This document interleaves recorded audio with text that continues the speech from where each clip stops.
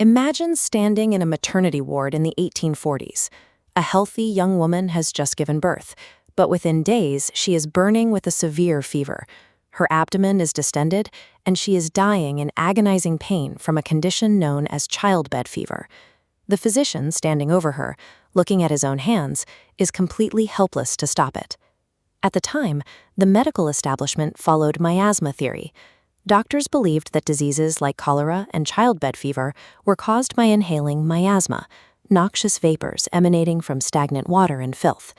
Disease was viewed as an atmospheric threat, a poisonous cloud you simply breathed in.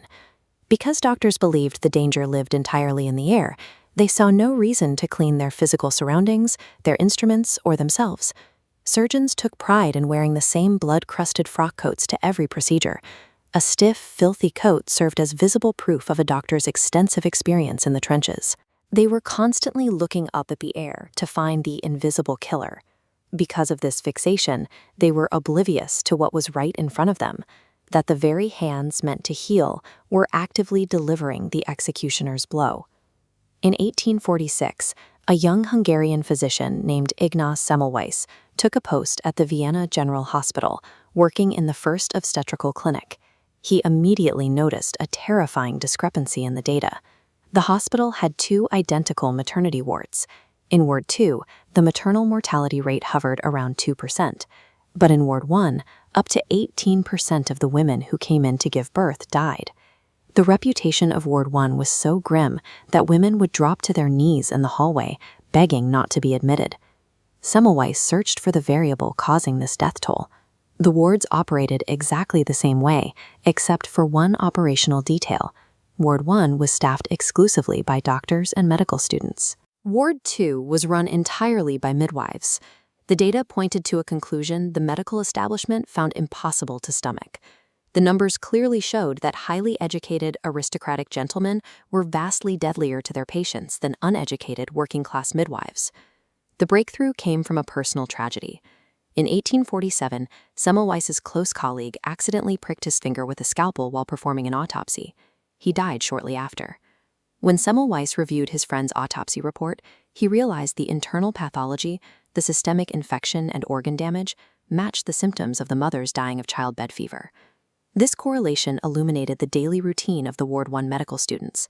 They typically began their mornings in the morgue, barehanded, dissecting the rotting corpses of the women. From there, they walked directly to the maternity ward to examine laboring mothers. Semmelweis hypothesized that the medical staff were unknowingly transporting physical, microscopic matter on their skin. He called them cadaverous particles, and he believed this matter was passing directly from the morgue into the birth canals of healthy women. To test this, he instituted a strict, mandatory intervention.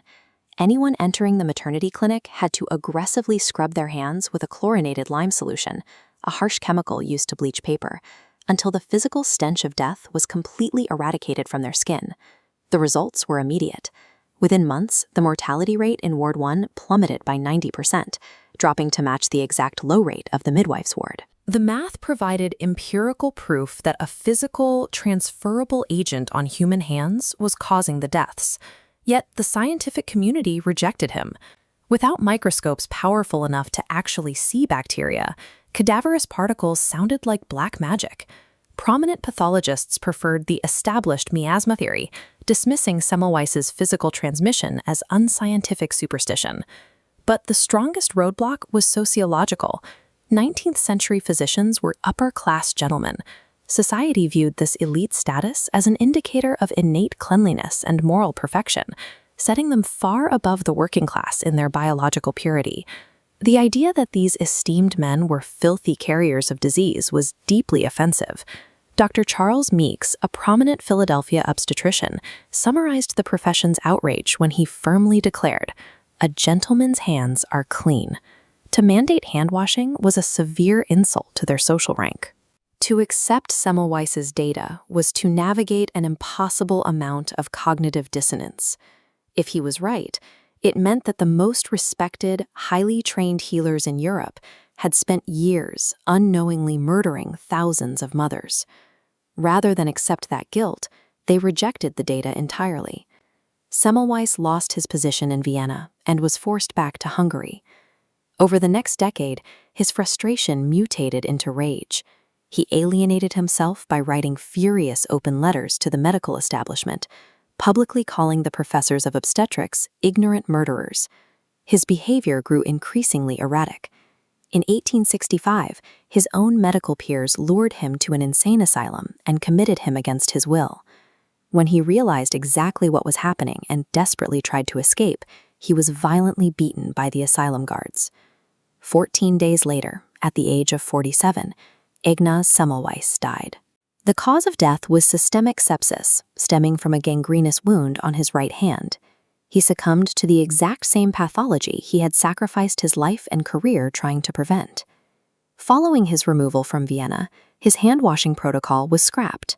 The mortality rate immediately spiked, and thousands more women died unnecessarily in the years that followed. It took nearly 2 decades for the rest of the scientific world to catch up. In the 1860s, the French chemist Louis Pasteur conducted laboratory experiments that definitively proved the existence of microscopic living organisms, germs, giving Semmelweis's cadaverous particles a verifiable biological name. Shortly after, a pioneering British surgeon named Joseph Lister read Pasteur's work and realized these germs were causing post-surgical infections. Lister introduced a carbolic acid steam sprayer into the operating theater, physically applying a chemical disinfectant to eradicate the microbes on the surgeon's tools and skin. Lister successfully established the practice of antiseptic surgery. Armed with the microscopic proof that Semmelweis lacked, ultimately Lister was able to overcome the entrenched dogmas of miasma and aristocratic pride that had previously blocked medical progress. The tragedy of Ignaz Semmelweis serves as a permanent warning. Clear data is often insufficient on its own. Instead, progress depends entirely on the humility to discard an ego and accept when a worldview is proven wrong.